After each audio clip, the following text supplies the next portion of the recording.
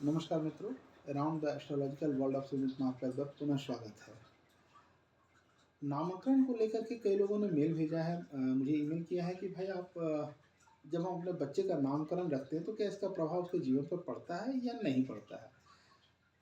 मैं बहुत क्लियरली कहूँ और मैं अपने दर्शकों से, क्योंकि आप लोगों ने मुझे बहुत प्रेम दिया, सराहा है और बहुत सारे ईमेल मुझे प्राप्त हो रहे हैं, तो मैं धीरे-धीरे करके सभी प्रश्नों का उत्तर देने का प्रयास कर रहा हूँ। मैं एक चीज़ बहुत क्लियरली आपसे कहना चाहता हूँ, आप कोई भी कर्म करते हैं, न्यूटन का एक नियम है, every action has equal and opposite reaction. प्रत्येक क्रिया के बराबर एवं विपरीत प्रतिक्रिया होती है। तो जब भी आप कोई कर्म करते हैं तो ये कभी ना सोचें कि उसका फल नहीं मिलेगा। एक्शन है तो उसका रिएक्शन होना तय है। Either it will be in a positive way और नेगेटिव वे। ये डिपेंड करता है कि आपके कर्मांश कैसे हैं। तो उसी तरह से नाम एक वाइब्रेशन को जनरेट करता है। आपका मोबाइल नंबर एक वाइब्रेशन को जनरेट करता है। आपकी गाड़ी का नंबर एक वाइब्रेशन को जनरेट करता है। आपका घर का नंबर एक वाइब्रेशन को जनरेट करता है। तो जब आप किसी चीज़ को कर रहे हैं, कर्मा कर रहे हैं, तो ये आप कभी ना सोचें कि उसका फल नहीं मिलेगा। जो बता रहे हैं कि ऐसा नहीं मिलता, वो महामूर्ख व्यक्ति हैं।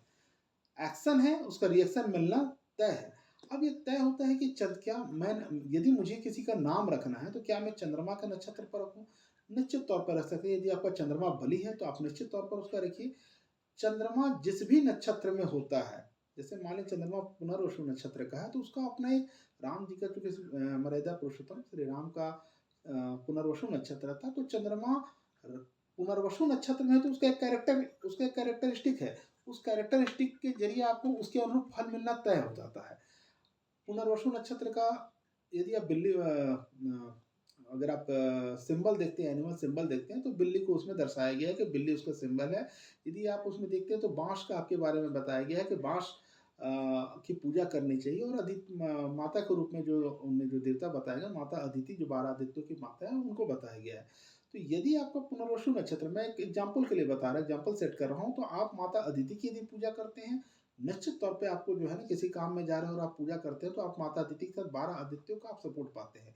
यदि आप बिल्ली को हानि नहीं पहुंचाते या बिल्ली का एक अच्छा पोस्टर घर में लगाते हैं, तो निश्चित तौर पे सफ़ेद बिल्ली अच्छी हो, ब्लैक बिल्ली को बिल्कुल आप अवॉइड करें, ना पालें, ना आप उसके पोस्टर लगाने का प्रयास करें, या किसी भी मेटल से बनी चीज़ों को आप अवॉइड करें। जब भी मैं आने वाली वीडियोज में, जब भी मैं आपको किसी चीज़ के बारे में कहूँ कि आप इस चीज़ की प्रतिमा लगा लें, कुछ भी लगा लें, तो उसका सीधा अर्थ मैक्सिमम टाइम में पोस्टर से ही रहता है। बाकी आप मेटल से चीज़ें, कोई चीज़ रखते हैं तो उसका एक इफेक्ट अलग दिशा में चला जाता है। तो कहने का अर्थ है कि आप अगर बिल्ली की तस्वीर लगाते हैं, निश्चित तौर पे आपको फल प्राप्त होता है। आप यदि बांस की पूजा करते हैं, अगरबत्ती वगैरह बांस से बनता है, यदि आप जलाते हैं तो निश्चित तौर पर आप अपने वंश को जला रहे हैं। पुनर्वसु नक्षत्र वाले खास करके, तो उन्हें कभी भी बांस का आपको सम्मान करना चाहिए, जलाना नहीं चाहिए। And the second most relevant thing जो इस नक्षत्र के साथ में है कि रिपीटेशन है। कोई भी आप काम करते हैं तो ये रिपीटेशन को दर्शाता है। तो ऐसे में यदि आप किसी काम के लिए जाते हैं और आप सफल नहीं होते हैं, तो आप खुश हो जाइए कि आपने सफल नहीं, क्योंकि सेकंड टाइम आपका सफल होना तय है। यदि आप मैरिज करते हैं और किसी कारण से मैरिज सस्टेन नहीं कर पाती है, तो आपको खुश हो जाना चाहिए, क्योंकि जो सेकंड आपका मैरिज रहेगा वो आपको बहुत अच्छा चलने वाला है और उससे केयरिंग और लविंग आपको जो है ना, हस्बैंड वाइफ मिलने वाला है। तो इस तरह से नक्षत्र के ऊपर में हम लोग, नक्षत्र अगर आपका अच्छा है तो आप उसके आधार पर, जैसे नक्षत्र आपका पुनर्वसु जरूर है, लेकिन राम ने तुला राशि को रखा, पर आपको ये समझना होगा कि उन्होंने मिथुन राशि का यदि आपका है, तो आपने वहां से त्रिकोण, या कर्क राशि का यदि चंद्रमा है तो आपने वहां से केंद्र त्रिकोण का संबंध वाले ही नाम को आपने चुना है। तो आप नाम कोई सा भी रखें, उसका एक इफेक्ट आना तय है।